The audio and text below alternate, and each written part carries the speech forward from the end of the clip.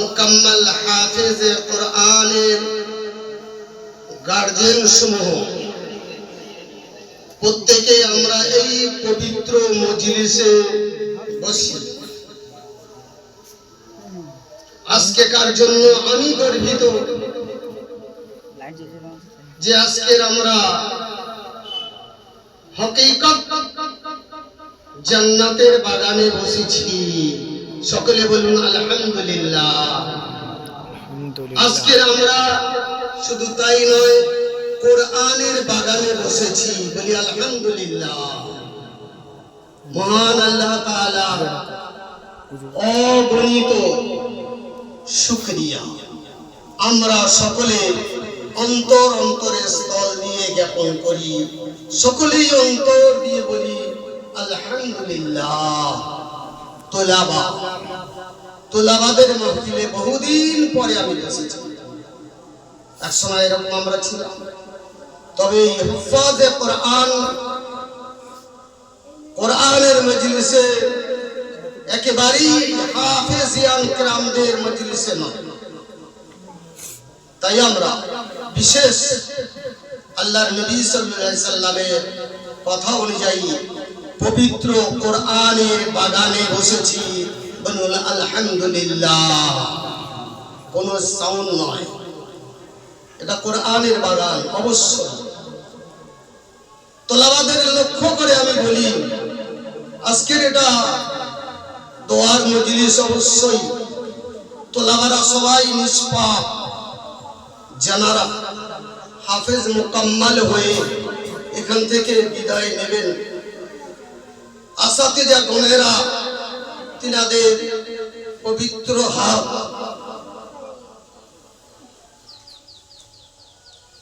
তিনাদের পবিত্র মাথায় রাখবেন, বিদায় দেবেন।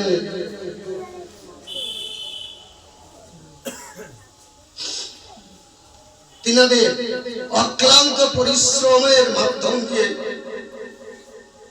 যা নতিজা বার হয়েছে তার উপরে তিনারা মুখ্যম দোয়া রাখবেন। উস্তাদের উপরে দোয়া আছে, সে হলো মা এবং বাবা।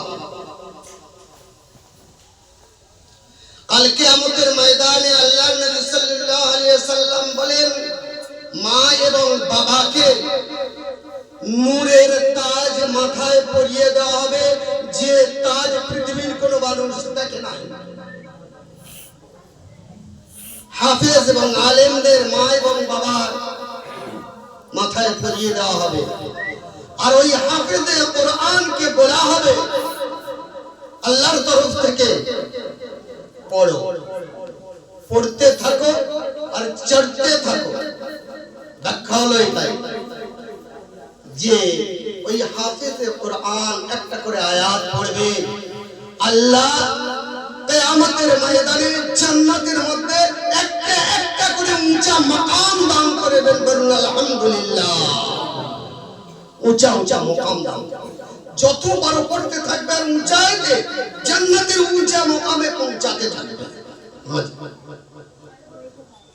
আল্লাহর নবী সাল্লাল্লাহু আলাইহি ওয়াসাল্লাম 3 বছর সাধনা করেছিলেন হেরা গুহার মধ্যে। 3 বছর পরে জিবরিল আমিন আলাইহিস সালাম ফেরেশতাদের বলা সময় এখন নেই, যাই হোক, বিরাট ধরনের একজন আল্লাহর নবী জিবরিল ফেরেশতা নবীদের কাছে আসেন, অন্য কারোর কাছে যান না। জিবরিল ফেরেশতা এসেছেন আল্লাহর নবীর কাছে। সর্বপ্রথমেই নবুয়ত আসছে আর কি।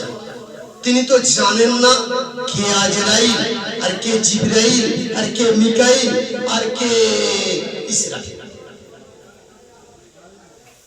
তিনি জানতেন। যখন ফেরেশতা এসে বললেন ইকরা, পড়ো, আল্লাহর নবী আলাইহিস সালাম বললেন, আমি পড়তে পারি না, আমি পড়া জানি না।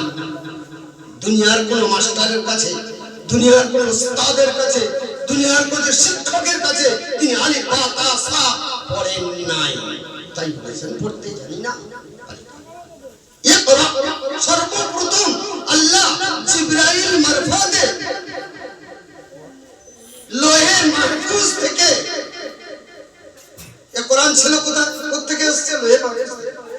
লোহে মাহফুজ থেকে সর্বপ্রথম এসেছিল ইকরা, ইকরা বিসমি রাব্বিকাল্লাযী, পড়ো, পড়ার কথা এসেছে।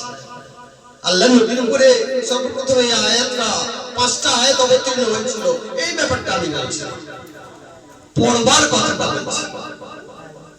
যে হাফেজগণ এখান থেকে আমাদের সম্মানীয় আসাতিজাগণ বিদায় দেবেন, সবক দিয়ে দেবেন, পড়তে হবে।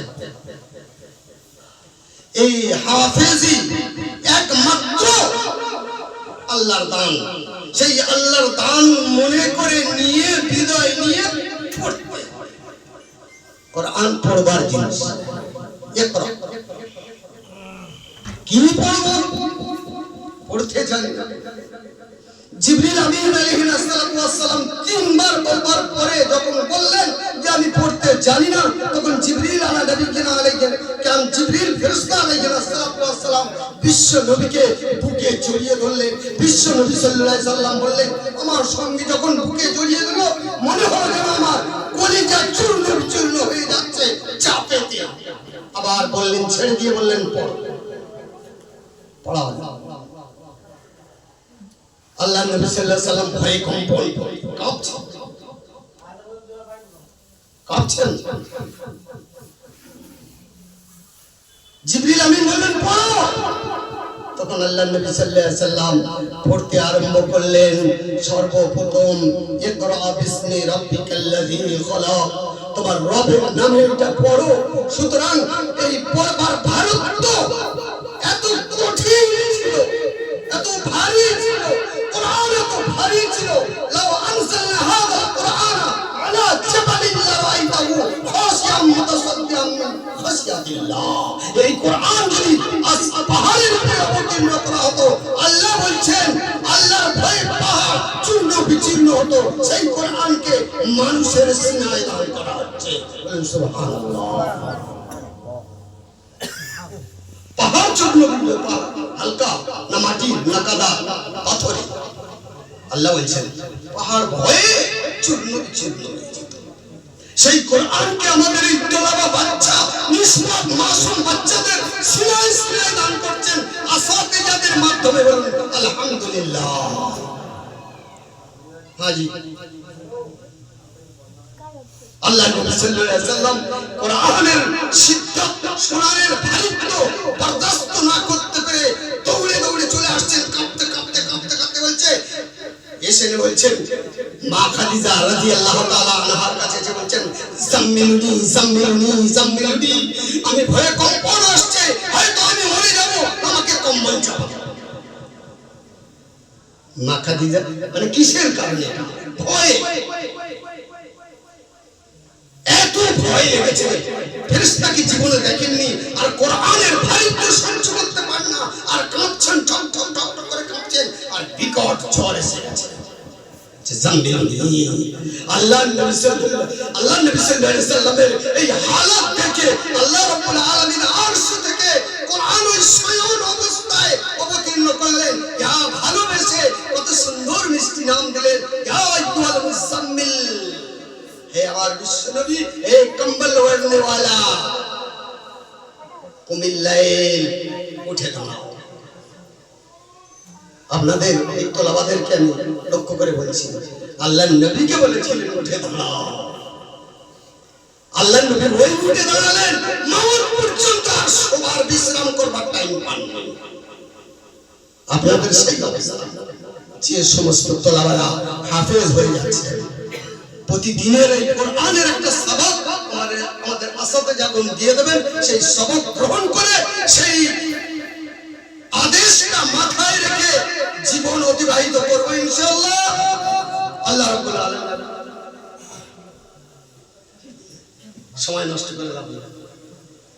আল্লাহ রাব্বুল আলামিন আমাদেরকে, আমাদের ওস্তাদগণ যে সবক দেবেন সেই সবক নিয়ে আমরা মওত পর্যন্ত মেহনত করব ইনশাআল্লাহ।